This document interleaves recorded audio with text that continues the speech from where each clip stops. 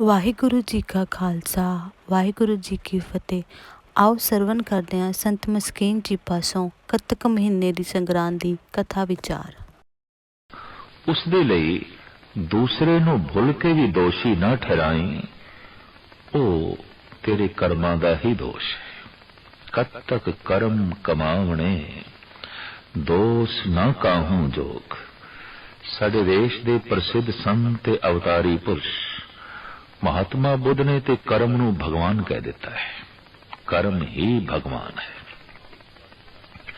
कर्म ने ही निर्वाण पद दिलाना है, कर्म ने ही सुख देना है, कर्म ने ही दुख देना है, कर्म ने ही मिलाना है, कर्म ने भी छोड़ना है, कर्म ने ही आनंदित करना है, कर्म ने ही पीड़ित करना है। कर्म ही पछाड़ेगा और कर्म ही तरक्की देवेगा। जब सब कुछ कर्मां ते ही निर्भर है तो उन्हां दी रसना तो ये मुबारक बोल निकले, कर्म ही भगवान है। इस वास्ते उन्होंने कर्मां ते बहुत वड्डा जोर दिता। साहिब श्री गुरु नानक देव जी महाराज फरमान करते ने, जित कीता पाइए अपना सा घाल बुरी क्यों घालिए। जब अपना ही कीता आप पावना है तो फिर अपने कर्मां प्रति सुचेत होना बड़ा लाजमी है, बहुत जरूरी है। देखने दे चाहे मनुख बहुत थाइयां ते बहुत वार सुचेत रहिंदा है, लेकिन कर्म प्रति सुचेत नहीं रहिंदा। कर्म तीन तरह दे ने, शरीरक, वाचक और मानसिक। कुछ शरीर नाल ऐसा करना है कि दूजे दे शरीर नूं चोट पहुंचे, ते कुछ मुंह नाल ऐसा बोलना है दूसरे दा अहित होवे, ते कुछ ऐसा सोचना है जो दूजे लई बुरा होवे। बस उस कर्म नूं ही अशुभ कर्म कहते हैं। गुरु गोबिंद सिंह जी महाराज दी ते अरदास प्रार्थना जो हर गुरसिख दी जबान ते रहिंदी है और किसी हद तक वो अंतरराष्ट्रीय पद्धर दी प्रार्थना बन गई है। देहे शिवा वर मोहे है, शुभ कर्मन ते कबहू न डर। बस इको ही वर दे ऐ परिपूर्ण परमात्मा कि मैं शुभ कर्मा तो भूल के भी कदी संकोच ना करा। मेरे अंदर उत्साह बनिया रहे, उमंग बनी रहे शुभ कर्म करने दी। शुभ कर्म वही है जो दूसरे लिए भी शुभ होवे और तेरे लिए भी शुभ होवे। जिहड़ा तेरा कीता होया कर्म किसी लिए अशुभ हो गया, किसी लिए दुखदाई हो गया और तेरे लिए लाभदायक होवे, वो अशुभ भी है। खुद दा लाभ दूसरे नूं चोट ये शुभ कर्म नहीं है। अक्सर मनुख ऐसा कह देंदा है, ऐ मैनूं कुछ प्राप्त होया है, बड़ा शुभ होया है, बड़ा चंगा होया है, पर दूजे नूं चोट पहुंचा के अगर प्राप्त होया है तो ये अशुभ है। गुरु गोबिंद सिंह जी महाराज दी ये प्रार्थना जो सिख जगत दे प्रचलित है, ये सब तो वड्डी प्रार्थना देहे शिवा वर मोहे है, शुभ कर्मन ते कब हो न टल। शुभ कर्मा तो जो टल गया, एक पासे हो गया, नहीं कीते, समझ लो जिंदगी दे सार तो टल गया, सुखा तो दूर हो गया, आनंद तो दूर हो गया, भगवान तो ही दूर हो गया, क्योंकि कर्म करके ते सारी खेड बननी सी। 12 माह दे आरंभ काल दे च भी गुरु अर्जन देव जी महाराज ने साफ कह दिता कि किरत कर्म के विछड़े कर कृपा मेले राम। गुरु नानक देव जी महाराज दा फरमान, इते आप बीज आपे ही खाए, इते करमी आपो अपने के नेड़े के दे। मनुखी दुनिया विच सारी खेड कर्मां दी। कीते होए कर्मां तो संस्कार बन जाते ने, संस्कारां तो सुभाव बन जाता है, सुभाव तो प्रालब्ध बन जाती है और प्रालब्ध ही सुख ते दुख नूं जन्म देती है। ये जो श्रृंखला चल रही है दुख ते सुख दी, ये कर्म तो ही चल रही है। इस वास्ते गुरबाणी दा फैसला अपने दुखां लई तू कदी किसे नूं दोषी ना ठहराई ते अपने सुख लई कदी किसी दी तू झूठी उपमा ना करी। वो खेड तेरे कर्मां दी है। साहिब कहते ने दद्दा दोष न देव काहूं, दोष कर्मा अपने जो मैं किया सो मैं पाया, दोष न दीजे अवर जना। ईरान का महान सूफी संत शेख सादी का एक बड़ा कीमती कौल आप कहते ने, यार रा खुद करदा रा इलाज नेस्त। ऐ मेरे मित्र, जो तू कर चुके हैं ओदा इलाज मेरे कोल नहीं हो, ते तेनू भोगना पेगा। यार रा खुद करदा रा इलाज नेस्त, करदनी ख्वैश ओ आमदनी केश। जो तू कर चुके हैं तेरे सामने आने वाला है, बस आने वाला है, बस प्रगट होने वाला है। ऐ मेरे मित्र, इस देश में सहायक नहीं हो सकता, मददगार नहीं हो सकता। भगत त्रिलोचन जी महाराज का बड़ा सुंदर पावन पवित्र वाक गुरु ग्रंथ साहब जी महाराज दे अंदर आप कहते हैं, पूर्व लो कृत कर्म नहीं तेरी घर गए, तांचे मो जापी अले राम चे राम। कीता होया कर्म नहीं मिटदा, चाहे वो वाचक कर्म है, मानसिक कर्म है, शरीरक कर्म है। इस वास्ते मैं कर्मां विचों सिरमौर कर्म करदा, राम दा नाम जपदा।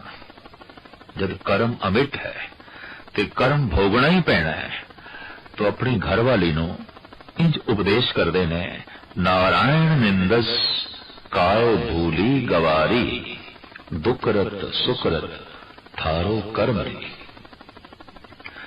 दुख ते सुख तेरे दुखरत ते सुखरत कर्मां दा फल है। भगत कबीर जी महाराज दा फरमान, क्यों अपने मन नू ललचाना है, दुखत करता है। ऐ रखवाद न कीजे रे मन, सुकृत कर कर लीजे रे। शुभ कर्म करके तू सब कुछ प्राप्त कर सकता है। प्रभु ने शुभ कर्मां दे बीज तेनू दे दिते ने, तेरी मर्जी है तू इस तन दी धरती विच बोवे या ना बोवे। पर यह भी तेरी मर्जी है कि शुभ कर्मां तो विपरीत अशुभ कर्म भी तू बो सकता है, पर उन्हां तो निकलेगा दुख। एक श्रृंखला है, एक मर्यादा है। दुख एवं नहीं है, सुख अकारण नहीं है, लाजमी कारण है। जे धरती विच घास भी पैदा हो गई है तो घास दा बीज भी मौजूद सी। असी कह देने कि ते बरखा हुई है, अपने आप जम पई है, नहीं, घास के बीज भी मौजूद सन। इसी तरीके नाल जीवन दे संताप पैदा हो गया, सोग पैदा हो गया, दुख पैदा हो गया, या फलदार बूटे पैदा हुए ने, सायादार बूटे पैदा हुए ने, मिठे रस लगे ने, तो खेड ते सारी कर्मा दी है। और ईश्वरी विधान, ईश्वरी नियम, उस दे विच कोई अदला बदली भी नहीं होगी। ये खेड कर्मा दी है। इस वास्ते सूफी फकीर ने ते साफ कह देता है, अपने कर्म मेटण वास्ते तू मैनू बिल्कुल ना आखी, ये परमात्मा दा खुदा दा अमिट विधान है। हाँ, तू कर्मा प्रति बिल्कुल सुचेत हो। भगत कबीर कहते ने, मनुखी दुनिया विच मैं एक अचंबा देखदा कि दीवा हथ विच है, रोशनी कोल है, फिर भी मनुख खूह विच गिरदा है। कबीर मन जाने सब बात, जानत ही अवगण करे, काहे की कुसलात हाथ दी कुएं पर। प्रभु ने दिमाग दे देता है, सोच शक्ति दे देती है, बुद्धि दे देती है। ये जलदा हुआ दीवा परमात्मा ने हर एक नू दे देता है। फर्क सिर्फ इतना है, कोई इस दीवे नू ढक लैंदा है किसी भांडे नाल, या अपनी अखां ही बंद कर लैंदा है, तो बुद्धि दे चानने तो लाभ नहीं लैंदा। इसका यह मतलब नहीं कि परमात्मा ने बुद्ध नहीं दिती। जिसनों असी कह देने कि बहुता बुद्धिमान है, दरअसल उस दीवे की रोशनी भी ज्यादा जी रहे है। जिसनों असी मूड़ कह देने, गवार कह देने, वो उसी दीवे तो अखा मीट के बैठा है, या दीवे नो उसने जो है ढक देता है। मूड़ हो गया, गवार हो गया, उसकी जानकारी सिर्फ गांव तक रह गई है, सीमित रह गई है। तो कबीर कहने मैं हैरान हाँ कि हथ दे च दीवा ते फिर खूह दे च गिरदे पैने। बुद्धि कोल फिर बुद्धि दी वरतों नहीं करदे। बंदे कोल पैर होवन ते पैरां दी वरतों ना करे, हथ होवन ते हथों दी वरतों ना करिए तो हथ नाकारा हो जाते ने, पैर कमजोर हो जाते ने। जबान बोले ना तो बोलन शक्ति गवा बैठती है। अखां ते पट्टी बन लीए तो अखां दी जोत सहजे सहजे मध्यम पै जाएगी, कमजोर हो जाएगी। बाकी दे ज्ञान इंद्रे ते कर्म इंद्रियां दा ते यथापूर्वक मनुख उपयोग करता रहिंदा है, वरतों करता रहिंदा है, पर यह जिहड़ी बुद्ध है इसदी हर थां ते मनुख वरतों नहीं करता, हर वक्त वरतों नहीं करता।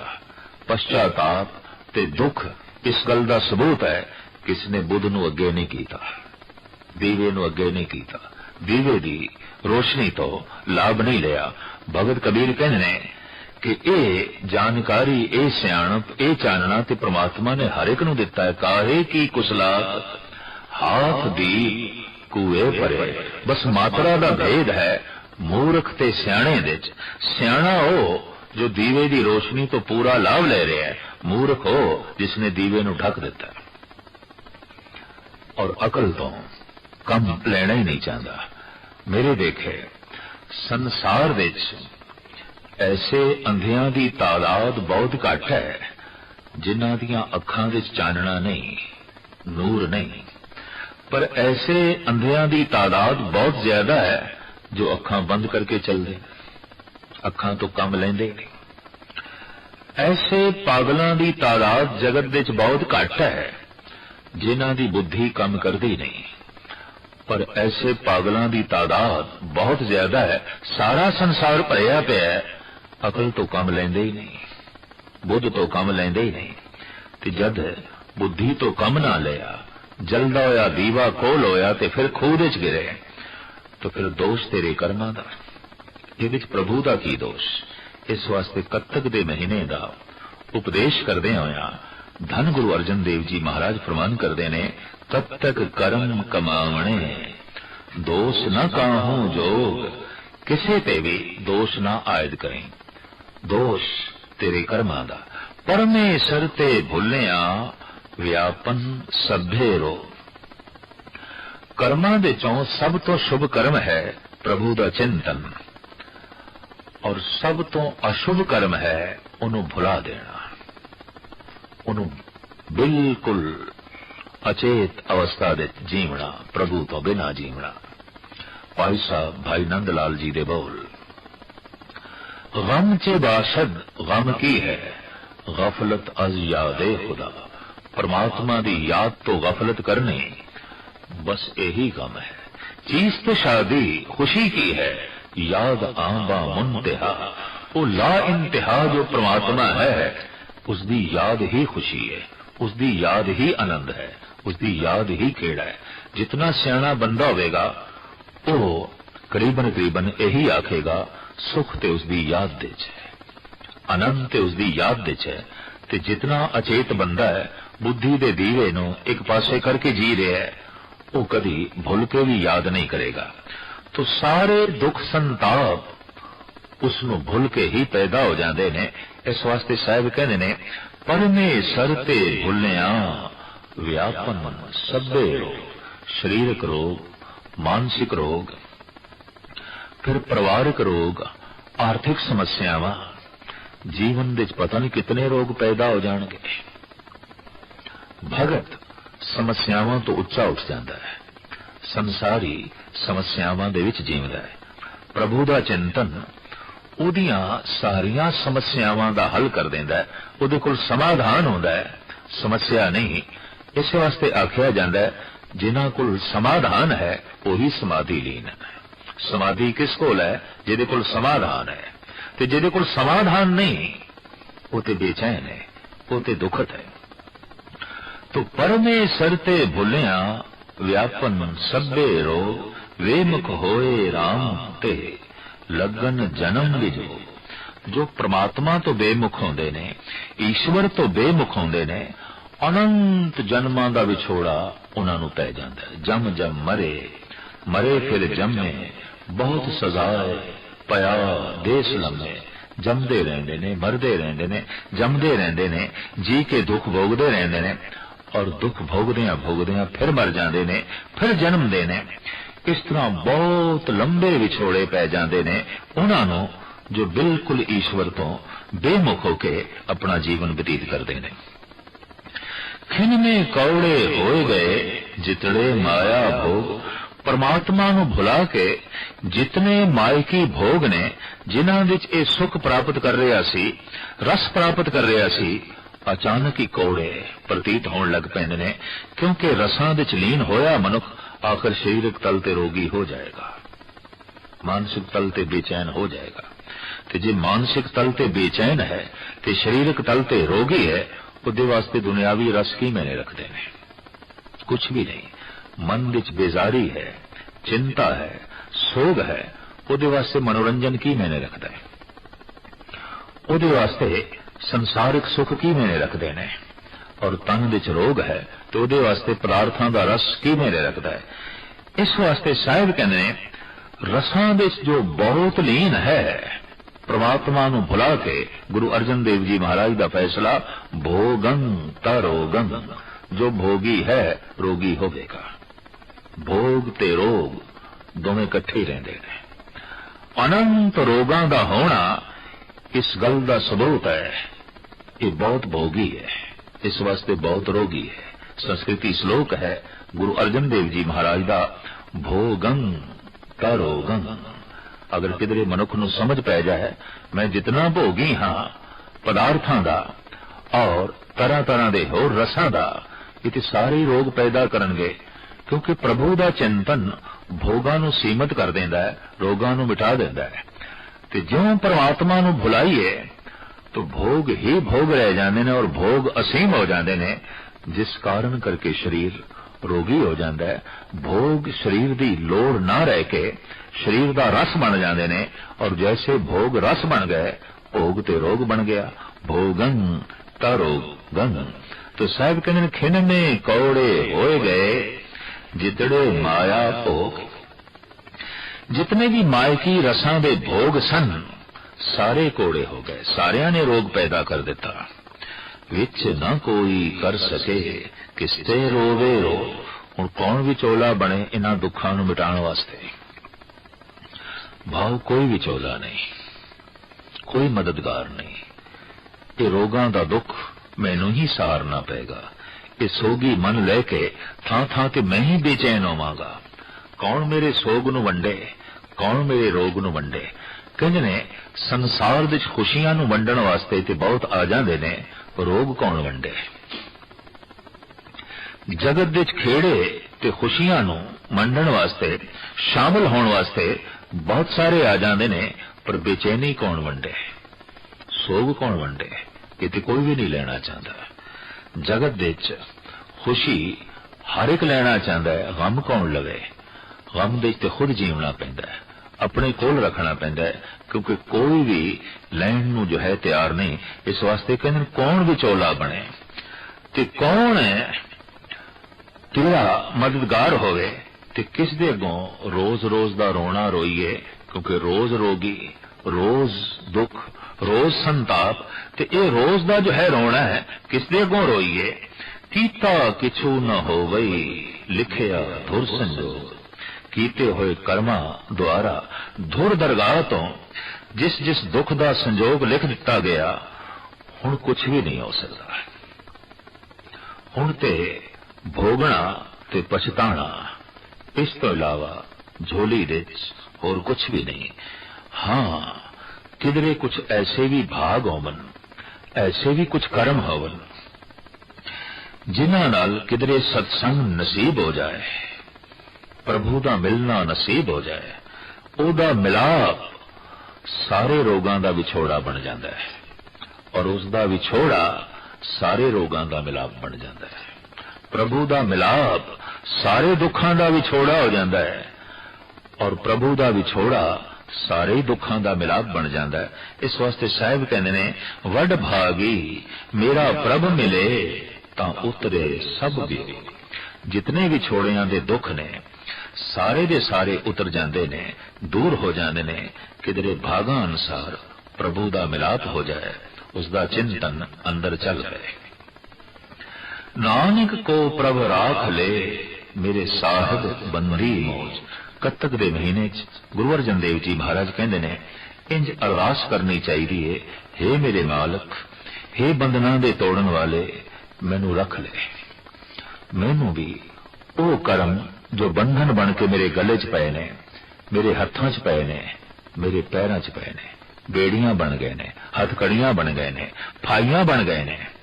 तू बेड़ियां दे तोड़न वाला है, हथकड़ियां दे तोड़न वाला है, फाइयां दे कटण वाला है। हे प्रभु, तू रहमत कर। अगर कोई कत्तक दे महीने च इस ढंग दी दिलों अरदास करे, साहिब कहने, नानक को प्रभ राख ले, मेरे साहिब बंदी मोच। कत्तक होवे साध संग, बिनसे सब्बे सोच। ते कत्तक दे महीने विच अरदास करदे होया सत्संग नसीब हो जाए तो सारियां व्यर्थ दियां सोचां मिट जांदियां ने, आनंद ते खुशियां खेड़े झोली विच आण बिराजदे ने। कत्तक किरत पया जो प्रभ भाया, दीपक सहज बले तत जलाया। दीपक रस तेलो धन पिर मेलो, धन उमाहे सरसी। अवगुण मारी मरे ना, सीझे गुण मारी ता मरसी। नाम भगत दे निज घर बैठे, अधू तिनाड़ी आसा। नानक मिलो कपट दर खोलो, एक घड़ी खट मासा। तुखारी 12 माह दे राही गुरु नानक देव जी महाराज दा उपदेश। आप फरमान करते ने, पूर्वले कीते हुए कर्मां दे मुताबिक जो संस्कार बने वही प्रगट होए इस जीवन दे। प्रभु दी इच्छा यही है, उसकी बनाई हुई मर्यादा यही है। एक कर्म भी मनुख दा कीता होया व्यर्थ नहीं जाता। पतित पावन हर बिरद सदाए, एक तिल नहीं भन्ने घाले। एक तिल जिन्नी घालना भी जो है किसी भी पक्ष दी व्यर्थ नहीं जाती, उन्होंने भाग लगते ने, ओदा फल प्राप्त होता है। तो साहिब कहने, कत्तक दे महीने दा उपदेश कीते हुए कर्म कृत प्रगट होए, ऐसा प्रभु नु भाया। दीपक सहज बले तत जलाया। जीव कामण ने शुभ कर्म कीते, सहज दा दीपक बालिया, सहज दा दीपक जलाया। सहज जो स्वयं तो जन्मे है, जो अपने आप तो पैदा होया है। शांति दे विच हर वक्त मनुख रह सकता है, क्योंकि ये सहज है, स्वयं तो जन्मी है। क्रोध अठे पैर मनुख नहीं कर सकता, स्वयं तो नहीं जन्मना, परवरस है। ये बाहरों संग्रह करते हैं, इकट्ठा करते हैं। इसी तरीके नाल ज्ञान दे च मनुख हर वक्त जी सकता है, शांति दे च मनुख हर वक्त जी सकता है, प्रेम दे च मनुख हर वक्त जी सकता है। पर हर वक्त नफरत नूं हिरदे च रखना बहुत औखा है। नफरत बोझ बन जाती है, नफरत भार बन जाती है, क्रोध भार बन जाता है। इस तो गल स्पष्ट हो गई कि हिरदा चुकण नूं राजी नहीं। ये बोझ, ये पंड मनुख चुकण नूं राजी नहीं, क्योंकि उसका सहज नहीं है, स्वयं तो जन्मिया नहीं, ये उसका सुभाव नहीं है। पशु अपने सुभाव दे जी रहे ने, बस जब मनुख भी अपने सुभाव दे जीवन लगता है, उन्होंने कहते हैं ये सहज जी रहा है, कि उन्होंने सभ्य भाषा च कहते हैं ये अंदर मानवता है, ये अंदर इंसानियत है। शेख सादी साहब कहते हैं, इंसान रा इंसानियत लाजमस्त। लाजमी है इंसान दे अंदर इंसानियत दा होना, ਊਦ ਰਾਗਰ ਬੋ ਨਾ ਬਾਸ਼ਦ ਹੈਜ਼ਮ ਅਸਤ। ਅਗਰ ਚੰਦਨ ਦੇ ਖੁਸ਼ਬੂ ਹੀ ਨਹੀਂ ਤਾਂ ਇੱਕ ਲੱਕੜ ਹੈ, ਉਹਨੂੰ ਚੰਦਨ ਆਖਣ ਦੀ ਲੋੜ ਕੀ ਹੈ। ਅਗਰ ਮਨੁੱਖ ਦੇ ਅੰਦਰ ਮਨੁੱਖਤਾ ਹੀ ਨਹੀਂ ਤਾਂ ਫਿਰ ਉਸ ਨੂੰ ਮਨੁੱਖ ਆਖਣ ਦੀ ਕੀ ਲੋੜ ਹੈ, ਤੇ ਪਸ਼ੂ ਹੈ। ਸ਼ਾਂਤੀ ਮਨੁੱਖੀ ਸੁਭਾਅ ਹੈ। ਅਸ਼ਾਂਤ ਹੋਣਾ, ਬੇਚੈਨ ਹੋਣਾ ਇਹ ਉਹਦਾ ਸੁਭਾਅ ਨਹੀਂ ਹੈ। ਕ੍ਰੋਧਿਤ ਹੋਣਾ ਇਸ ਦਾ ਸੁਭਾਅ ਨਹੀਂ ਹੈ। ਜੋ ਇਸ ਦਾ ਸੁਭਾਅ ਨਹੀਂ ਹੈ, ਇਹ ਉਸ ਨੂੰ ਆਪਣੇ ਹਿਰਦੇ ਵਿੱਚ ਇਕੱਠਾ ਕਰ ਲੈਂਦਾ ਹੈ ਤਾਂ ਇਹੀ ਸਭ ਕੁਝ ਬੋਝ ਬਣ ਜਾਂਦਾ ਹੈ, ਇਹੀ ਬੇਜ਼ਾਰੀ ਦਾ ਕਾਰਨ ਬਣ ਜਾਂਦਾ ਹੈ। ਸਾਹਿਬ ਕਹਿੰਦੇ ਨੇ ਕੱਤਕ ਦੇ ਮਹੀਨੇ 'ਚ ਜੀਵ ਕਾਮਣ ਨੇ ਐਸੇ ਕਰਮ ਕੀਤੇ, ਸਹਿਜ ਦਾ ਦੀਪਕ ਬਾਲਿਆ, ਜੋ ਸਵੈਮ ਤੋਂ ਜਨਮਿਆ, ਸ਼ਾਂਤੀ, ਸਬਰ, ਗਿਆਨ, ਪ੍ਰੇਮ। ਉਹਦੇ 'ਚ ਤਤ ਦਾ ਤੇਲ ਪਾਇਆ, ਤਤ ਜਲਾਇਆ, ਭਾਵ ਤਤ ਵਸਤੂ ਜੋ ਸਹੀ ਈਸ਼ਵਰੀ ਗਿਆਨ ਹੈ, ਉਸ ਗਿਆਨ ਕਰਕੇ जीव कामण ने सहज दा दीपक बालिया है। और दीपक रस तेलो धन तिर मेलो धन उमाहे सरसी। इस दीपक दे चानने विच जीव कामण सरस गई है, भिज गई है, आनंदित हो गई है, क्योंकि इस रोशनी विच, इस चानने विच प्रभु दा मेल हो गया, परमात्मा दा मिलाप होया है। चानने ने ही मिला दिता, चानने ने ही आनंदित कर दिता। तो चानना की है सहज, ते सहज दे दीवे दे तेल की है तत्व ज्ञान। जद भी कोई तत्व ज्ञान दा तेल पाउंदा है, उस दे अंदर सहज दा दीपक जल पैंदा है, उसनू फौरन पता चल जाता है कि मेरा स्वभाव क्रोधी होना नहीं है।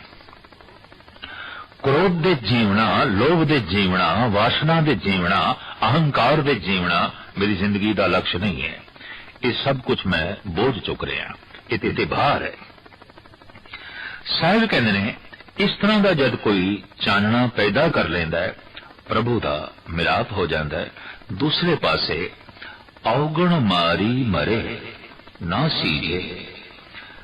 जिहड़ी जीव कामण औगणा दी मारी हुई है, उत्थे रस नहीं है, उत्थे कोमलता नहीं है, क्योंकि औगणा ने उहदे उस अंधकार नू मार दिता है। औगण अंधकार है, गुण एक रोशनी है। तो एक थां ते या चानना रह सकता है या अंधकार रह सकता है। तो जिथे औगण ने उत्थे हनेरा है, जिथे हनेरा है उत्थे सीजना नहीं है। गुण मारी तां मरसी। जे ये जीव कामण किधरे गुणा की मारी हुई होवे तां तृष्णा मरदी है, अंधकार मरदा है, ते फिर चानन पैदा होंदा है। उस चानने विच फिर अरदास प्रार्थना जो है जन्म लैंदी है। नाम भगत दे निज घर बैठे अधों ते नाड़ी आसा। हे प्रभु रहमत कर, अपने घर विच बैठना नसीब करा। नाम दे, भक्ति दे। और ये बेबलता, ये मंग इतनी प्रबल उठती है। नानक मिलो कपट दर खोलो एक घड़ी खट मासा। हे प्रभु तू अपने दरवाजे खोल, अपने कपाट खोल। हुण ते एक घड़ी दा विछोड़ा भी कई महीनियां वर्गा हो गया है। कत्तक दे महीने दा यही संदेश उपदेश। वीडियो पसंद आवे तां वीडियो नूं लाइक ते शेयर जरूर करियो। आप जी दा बहुत बहुत धन्यवाद।